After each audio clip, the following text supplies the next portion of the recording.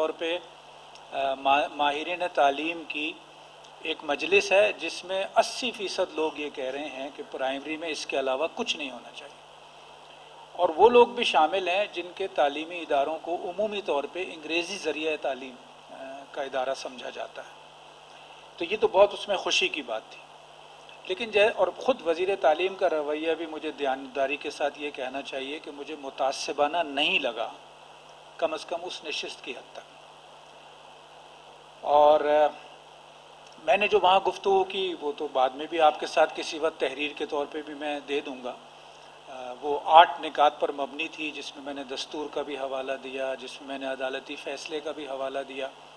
اور یہ حوالہ دیتے ہوئے میں نے یہ نقطہ ان کے سامنے رکھا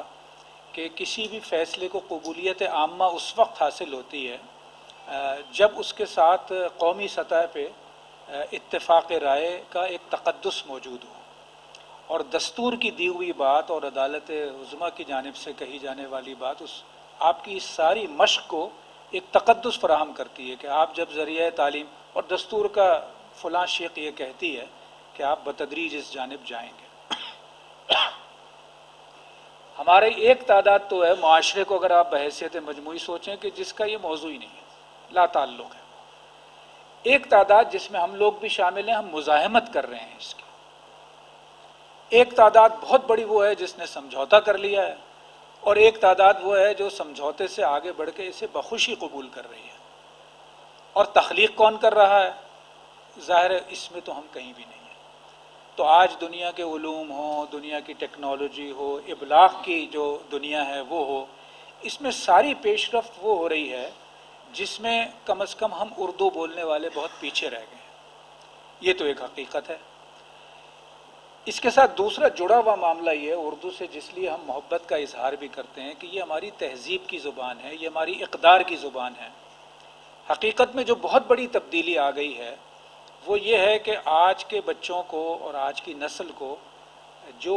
زبان مل رہی ہے، اور زبان سے مراد اردو یا انگریزی نہیں ہے، چونکہ تہذیب کی زبان جو ہے وہ خود ایک یعنی عنوان ہے کہ اگر آپ کہتے ہیں کہ مین از اے سوشل اینیمل،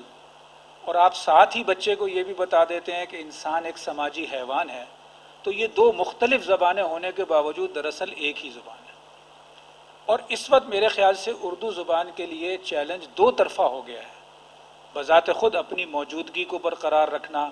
اپنے آپ کو معاشرے میں قابل قبول بنانا قانون کے ذریعے سے، عوامی دباؤ کے ذریعے سے، لیکن ساتھ ساتھ یہ جو پورے تعلیم کے عمل میں شروع ہو گیا ہے کہ ایک پورا نظریہ، اور اس کو جو یہی جو انٹرنیٹ اور گوگل کی صورت میں ایک پوری تعلیم مل رہی ہے، وہ تعلیم کیا مل رہی ہے کہ جس میں آپ کہہ لیجئے کہ وہ فلم کی اداکارہ ہوگی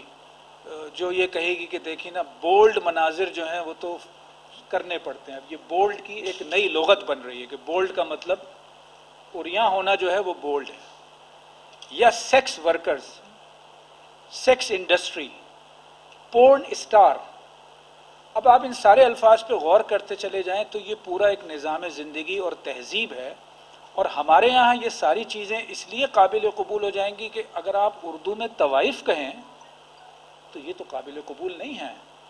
ہاں آہستہ آہستہ سیکس ورکر کی جانب ایک چونکہ ثقافت کو اور معاشرے کو لے جانا ہے،